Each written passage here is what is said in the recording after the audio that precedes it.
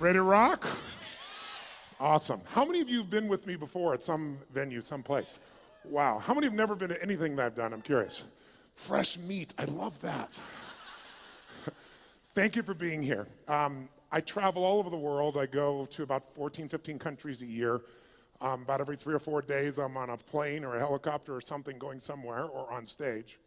So I pick the places I want to go because life is too short to do things you don't enjoy. And I'm here not because you guys just invited me. I'm here because this is where I want to come. I actually lived in the Gold Coast for a period of time. I love Australia. And I think many of you, you know, when you're around something all the time, you take it a little bit for granted. And as an outsider coming in, one of the beautiful things about your culture that you probably maybe lost track of, I'm sure you intellectualize it, but you know how your children, if they start growing and they want you to measure them, and like 2 days later they want you to measure them again, I think I've grown. Who's got some kids knows what I'm talking about here, right? When you're a kid, everything's new. You can watch the same Disney film 52 times and it's really cool. Parents are like, oh my God, do I have to see this a second time? There's a law that destroys the quality of most people's life. It's called the law of familiarity. If you get around anything enough, you tend to take it just a little bit for granted. And one of the things I want to do here, I want to deliver for you times 10 of what you expect. I know you expect a lot. But one thing that I hope that you'll leave here out of this day with is a focus not only on how to achieve more, that's quite frankly pretty easy, but how to truly enjoy more, which most of you think is easy. And most of you are not enjoying to the maximum level. And I'm here to tell you, if you don't enjoy this moment today, if you can't find ecstasy here, you're going to be in deep trouble someplace else. You know, there's 7 billion people on the planet. They all wish they lived in frickin' Australia, right? You guys just don't realize what it's really like. I mean, it's the most livable city in the world. You guys are sports fanatics. You got an energy that's completely different than anywhere else. Is it true? You guys are more oriented towards betting than any place on earth. Every Australian I know wants to bet me about something. I don't know what the deal is. I bet you. I saw a statistic the other day that you have 20% of the poker machines in the world, even though you're 0.3% of the world population. What is this about? But what you have that's most beautiful to me, and the reason I'm glad to be here, and I thank you for inviting me, is mateship. You have a culture that many of you don't really realize how great it is because you're like a fish in water. And this idea that we're all mates at some level that you guys take a little bit for granted is something I don't. And I think it's just incredibly beautiful. And I hope today, by the time we're done, you're not just inspired and you don't just have some great strategies to be more effective and to achieve what you want. But my real goal today is for your life to change in this day. Now, I can't do it by myself. I can deliver, and I can step up and do all the work in calisthenics, and then I get the muscle. But if you'll play with me full out today, I have some simple distinctions that are not rocket science. Did you ever notice that common sense is not too common? It's like, to me, I like to take things that are so complex and make them simple because I found that complexity is the enemy of execution. The more complex you try to make something, the harder it is to get yourself to execute. How many of you in this room came here because you have a business and you want to grow it? I'm curious. How many came for that reason? Wonderful. How many of you came here, you don't own a business, but you'd like to start one? I'm curious. Who's in that mode? Okay. How many of you came here because you want to just improve your life? It had nothing to do with business, something you want to change. All right, a little test so I get a sense of what to deliver for you. How many of you came here because you want to, let's say, transform the economic side of your life? You want to grow your financial side massively, okay? How many came because you want to change a relationship? You want to enhance it, you want to bring more passion to it, or you want to create one? How many are in that mode? I'm curious. Awesome. How many came here because there's something you just want to change? You're tired of it, you want to make a shift in some aspect of your life? You guys are raising your hand for everything, you greedy bastards, you. What the? All this and you give me a little 3 hours? What the hell is this? Well, let me just tell you, I think we can find a way to touch all these things. My biggest challenge is that the shortest seminar I normally do is 50 hours, 50, not exaggerated, in a weekend. And the reason is I'm not into pump up. I'm not into just enthusiasm. I do believe in energy, and we're going to create that here if you're up for it, because without energy, you're not going to follow through on anything. You can attend everything you've heard here, and I'm sure you've learned from some great speakers, but the vast majority of people will never apply it. That's why I'm here. Because knowledge is not power. Knowledge is potential power. Knowledge is trumped every day by execution. And if you really want to change your life, you can't let the learning you have here lead to knowledge or become an idiot. You got to let your learning lead to action, and then you can become wealthy financially, mentally, emotionally, spiritually, and everything else. So that's going to be my focus with you here. And part of why I'm able to talk about this is because this is my 39th year doing this. I started when I was 3, obviously. And I mean, 39 years, it blows my mind, in 100 countries. And when you're around people in 100 countries and you're seeing this much diversity, at this point in my life, nothing surprises me because every culture is different in the world, all the countries I work in, but we all have the same human needs. And so I hope I don't make any faux pas. I've been coming here for 25 years, so I think I probably won't make too many of them while I'm here. But I hope you know they won't be out of disrespect. But I really give a damn more than culture. I care more about the individual. I care about what you can do with your life and why you came here. For you to be the kind of person that parted with 2 days of your life and came here and invested in yourself, that makes you one of the few who do versus the many who talk. But if that few that do is going to grow into real success at the level you desire and deserve, the next level, whatever that next level is for you, I'm sure many of you are already very successful, but you came because you want more. How many came because you want more of something here? Say I. Well, if that's true, then we just got to look at what are the fundamentals that make that happen. And a little background, how I came to be here in this 39-year journey is because I've been obsessed with a question for most of my life, and the question really is, what makes the difference in people's lives? Why do some people perform so poorly consistently even though they have every advantage? And why are there some people that perform at the highest level have every disadvantage? And why are there some people that achieve everything they dreamed of and they're miserable? How many know somebody that has every reason to be grateful for their life and they're not? They're frustrated, they're pissed off, they're worried. How many know somebody like this? Say I. It's chronic. It's chronic in the world. And to me, that's failure. If you succeed and you're not fulfilled, that's failure. Because when you're not fulfilled, you've got nothing to really give anybody else. The problem is when you are learning in the way we've traditionally learned, it was preparing you for a different world than the one we're in. You were supposed to sit passively. But you report to your position when the bell rings, and then what do? Talk to your neighbor? Initiate? Make shit happen? No, what are you supposed to do? Sit down and what, guys? What are you supposed to do?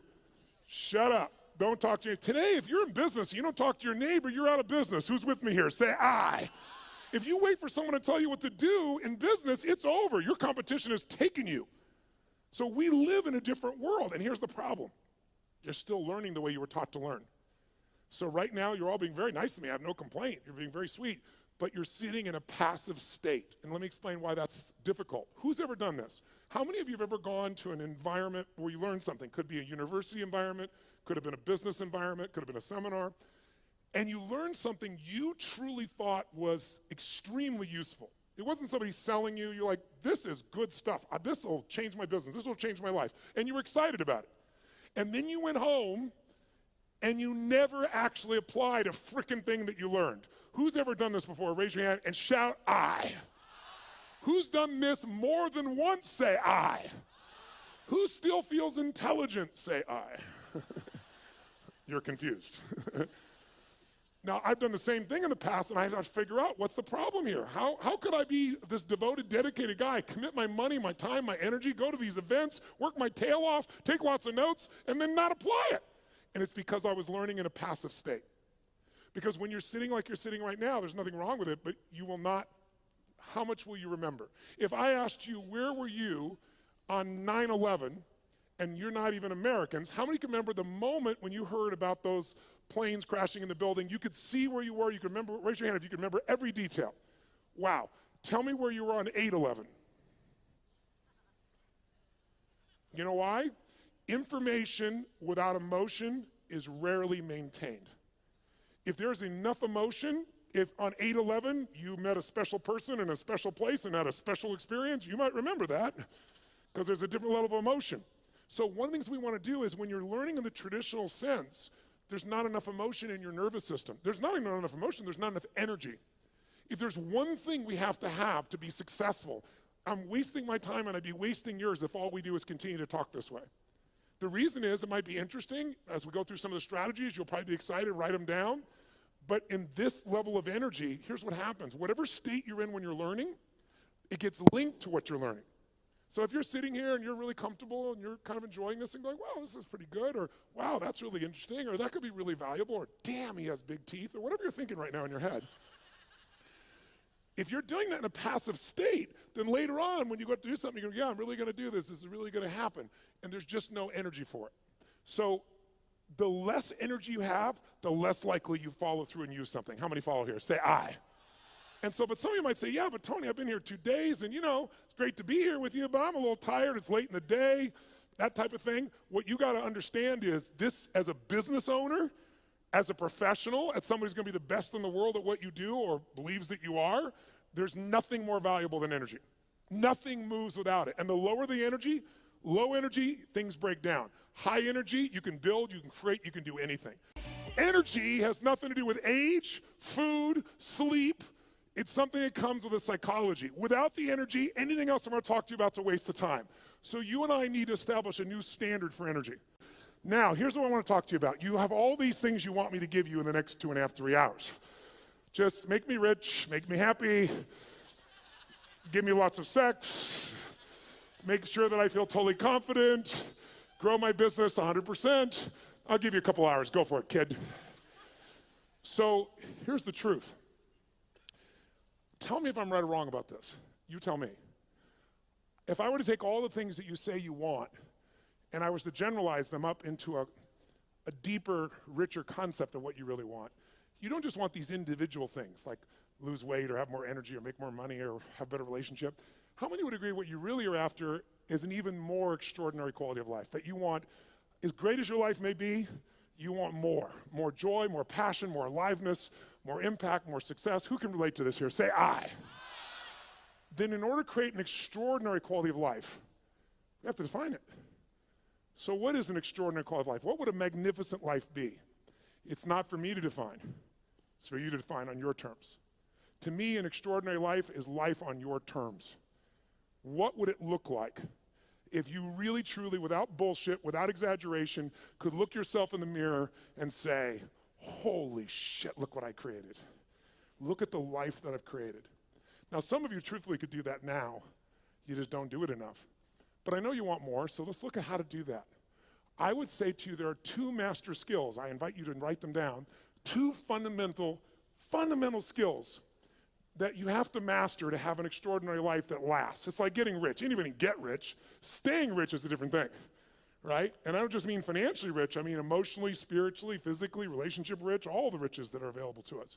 What are the 2 skills? The first skill is the science of achievement. The science of achievement.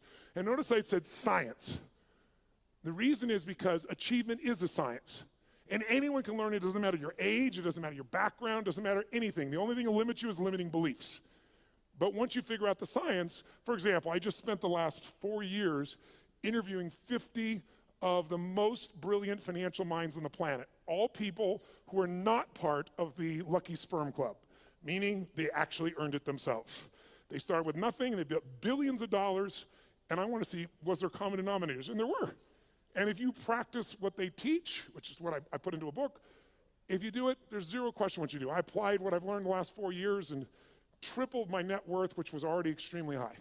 And it all just came from applying what I learned. Because I went to the very best on earth, success leaves clues, figured out what they're doing, did it myself, and I teach other people too as well.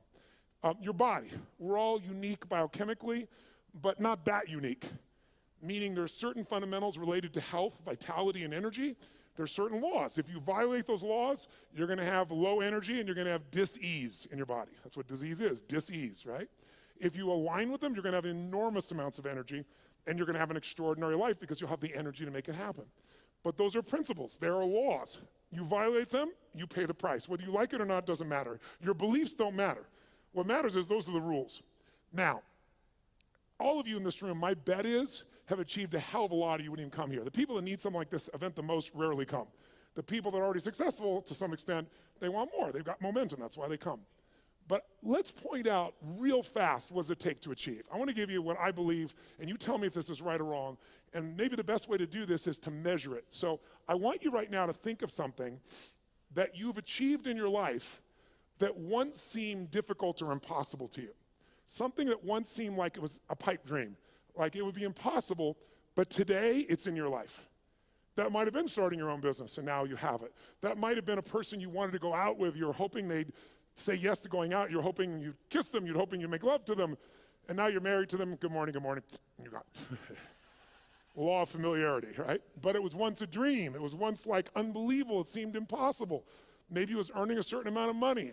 Maybe it was something simple like, how many of you when you were really young, there was a car that was like, or maybe even today, there was a car that was a symbol to you of freedom or success or something. Anybody have a relationship like that, something, right? So you wanted it, and it seemed impossible, and then you made it happen. How many can think of something right now that once was impossible, and it's in your life today, solid, you made it happen? Let me see your hands. Say, I. Then here's what I found. The best way to figure out how to duplicate success is to study how you've already done it. So think of that situation that once seemed impossible. It's now in your life. When it was impossible, what made it go from impossible to your life? Think about it. Well, what did you do to take this thing that seemed impossible and now it's in your life? But I would argue to you that there's 3 fundamental steps that everybody goes through at a minimum. If you took something once seemed impossible, it's there. And if we recognize what they are, you can go back to it and you know it works because you've done it before. And you can apply it to anything. And I've applied it most of my life. And by simplifying it, whenever I really want to achieve something, I come back to these 3 steps and I make it happen. So the first step is, tell me if this is true for you. You became obsessed by it. This thing you wanted, you didn't just want it, your hunger for it got stronger. Your desire for it got stronger. She's smiling, yes. Was it him? Good, I like that. Lucky man, right? But you had this hunger, you had this desire, but it's a hunger and a desire that wouldn't go away. People always ask me, one of the most common questions I'll get asked by people in the media is, Tony, is there a common trait? Because, I coach all these multi-billionaires now at this point in my life. So I've got guys that have now become, I've coached them, but they're now my friends. So people like to give you an idea. Mark Benioff, who started Salesforce.com from 0, and they're going to do this year $8 billion. And he did it right out of one of my seminars. Came up and told me, you convinced me, I'm leaving my company, I'm going to start this business, I'm going to apply the principles you taught. He said, it's called Salesforce.com, I'm leaving Oracle, we're going to do $100 million. He thought that was big. Now they're doing $8 billion.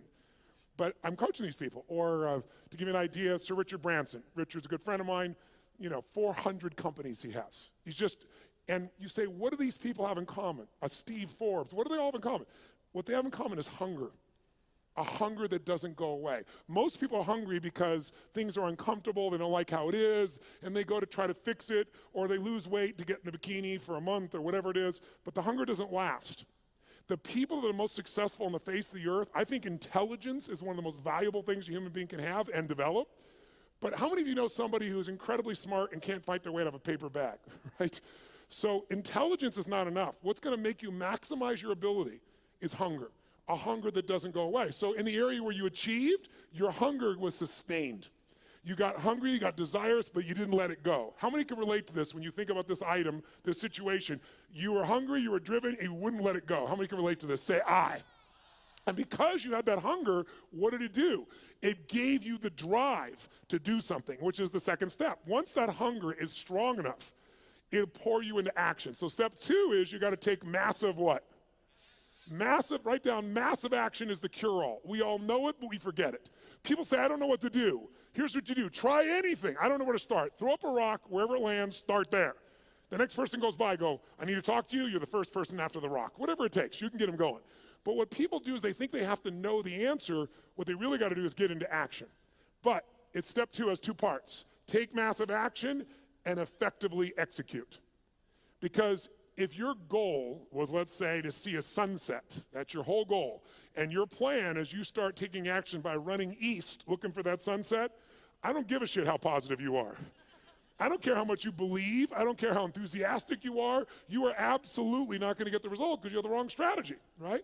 So you have to effectively execute. But if you take massive action and what you're trying doesn't work, what should you do? If you have this big goal and you're on fire for it and you're going to make it happen, and then you try something that doesn't work, what should you do? Try something else. And what if that doesn't work? What should you do? And what if that doesn't work? What should you do? Come on, guys. If that doesn't work, what should you do? If that doesn't work, what should you do? If that doesn't work, what should you do? I'll give you an example. How long would you give your average baby, your average child, to learn how to walk? How long would you give your average child before you say, hey, stop, you're just not a walker? You go, what are you, crazy? My kid's going to keep trying until he or she walks. magic formula. No one almost ever in the whole world walks. But watch. How many of you like to sing when no one's around? How many of you sing you sound like hell? Let me see your hands. Why aren't you a singer? Because early in your life someone said, that's horrible, shut up. That's terrible, don't do that anymore. You're not a singer, and you believe them. Instead of keep changing your approach until you became a singer. There's nothing you can't create. If you're hungry enough, if you take enough massive action, and if you keep changing your approach until you find the way to effectively execute. Now, there is a way to speed this up, and that is to model someone who's already getting the result you want. Why reinvent the wheel, right? If you find this woman is able to have this incredible relationship with her man and she doesn't bitch about him all the time, they're in love, they're passionate for each other, she's not lucky. You want to find out, what is she doing differently with her man than you're doing, right? What's he doing differently with his woman than you're doing? Because if you find that out, you're going to find out it isn't luck. There's something underneath it all. And once you know what that something is and you effectively execute, then you only need one more thing to achieve what you want. And that's grace. Or some people call it God. Some like to call it luck. But there is an amazing thing I've learned in my life. The harder you work, the more focused you are, the more committed you are, the more flexible you are, the more grace tends to come to you. And the more you acknowledge grace in your life. That no matter how hard you and I work, there's still grace that we even born in this time in human history. I mean, there wasn't a better time in your life or any lifetime to be an entrepreneur than there is today. There's more resources available at your fingertips, it's in your pocket, for God's sakes, than ever existed in the history of the world. And it's going to change every aspect of your life, and you want to be ready to take advantage of that. But it's really hard to take advantage of things when you're busy not noticing all the grace that already exists. I found when you acknowledge it's there. Who can align with this? Who's ever felt that sense of guidance or grace in your life? Pretty beautiful. So to achieve, that's really all it takes. How many of you did these 3 steps? How many of you became obsessed about this thing you wanted and wouldn't let it go, and your energy built and your desire built, and then you took massive action, and you didn't know what the hell you're doing, but you've maybe changed enough times till you figured it out, and some grace came to you and it worked it out? Who's done this before? Say I. Then I'm here to tell you, whatever's not in your life today that you want, go back to those 3 steps. As basic as that is, that's all it takes. And we make it so much more complex in our minds. And that's why most people don't achieve. They get fearful because they make it bigger than it is. And you can speed it all up by doing what I've done throughout my life. Go find someone who is the best in the world at what they're doing and suck out of their brain whatever they know. But there's a second key lesson. Because how many of you have ever done this? How many of you have ever achieved a goal that you worked your tail off to get to, and then you achieved the goal and your brain said, is this all there is? Who's had this experience before? Say I. Isn't that a brutal experience? I'd rather fail because, if guys like you and I, ladies and gentlemen in this room, were to fail, you don't accept failure, right? You just get up and try something else. So failure is actually better because you could still succeed. When you succeed and you're not happy, now you're what I call technically screwed.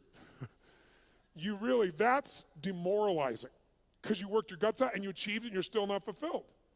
So the second lesson, I believe, is even more important. And this lesson, if you can take it home tonight, I'm telling you, will change your life more than anything else I know. And I know it from 39 years of working with people, including myself. The second lesson is you must master the art of fulfillment. The art of fulfillment. And that sounds so basic, doesn't it? The art of fulfillment. But notice I didn't say the science of fulfillment. Why? It's not a science. You know why? Because what's going to fulfill you, my dear, you and you, even if you're dear friends or family, is not the same. Fulfillment's an art. If you want to know what fulfills people, look around this earth. You got to find what it is that will light you up. Because otherwise you achieve and you're not fulfilled. As I said earlier, success without fulfillment is the ultimate failure. You think that if you achieve, you're going to be happy. And I'm here to tell you, you got to happily achieve. And that sounds just like changing one word, but it's a different life. And in order to do that, you have to decide that fulfillment is even more important than achievement. And by the way, you don't have to choose. When you're really fulfilled, you tend to achieve more.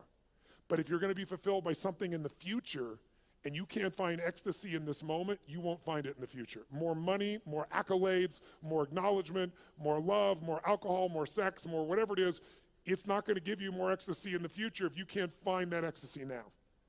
It's the most important decision of your life you could make today, and it could be worth the entire 2 days times 1,000. The most important decision that I'm offering you to think about making today, the most important decision in your life, what would it be? Some would say, who are you going to marry?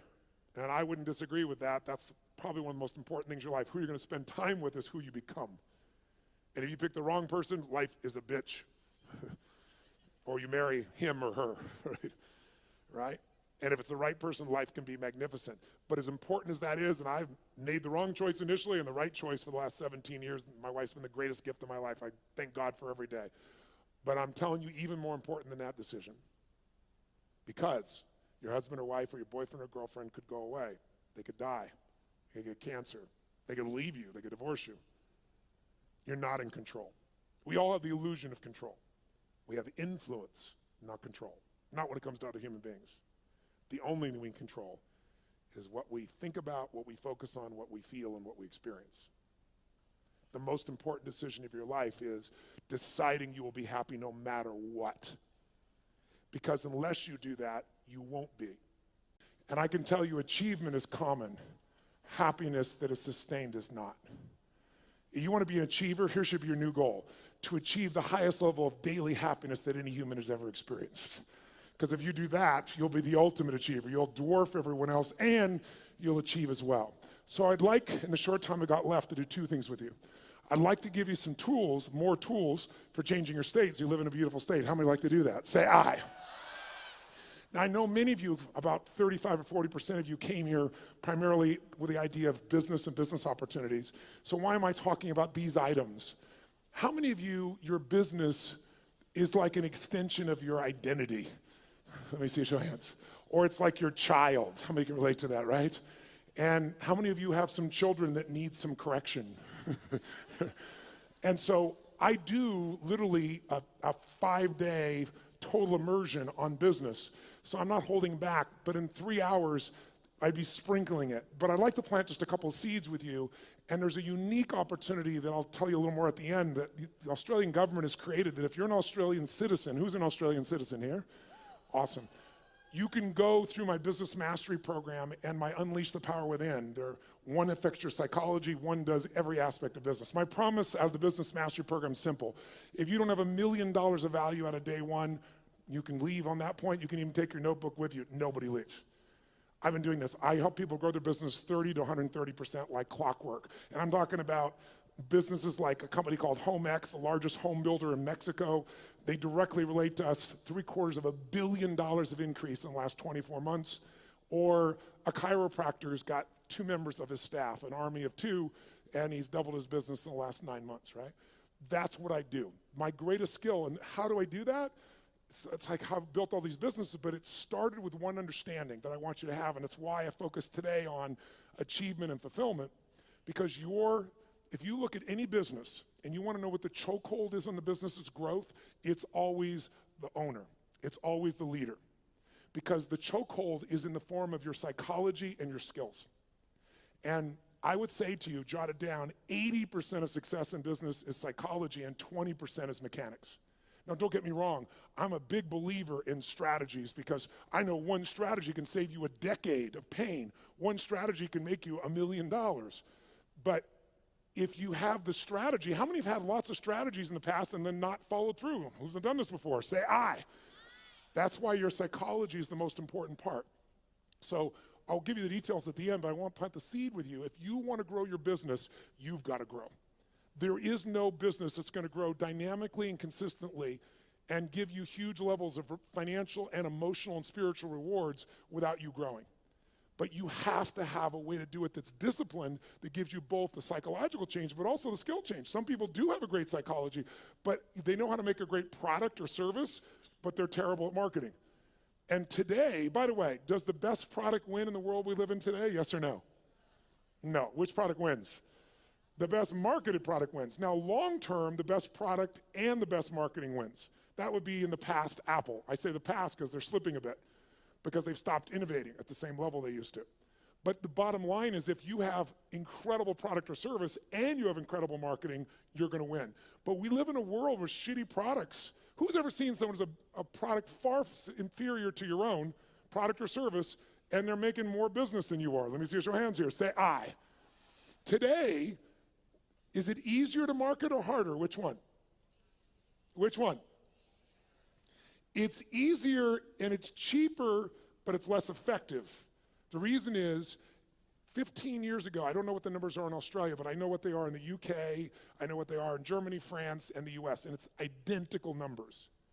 About 15 years ago, it would be 16 years ago now, they did the study, and they found that it took, on average, 4 exposures to a product, on average, before someone then took action, on average.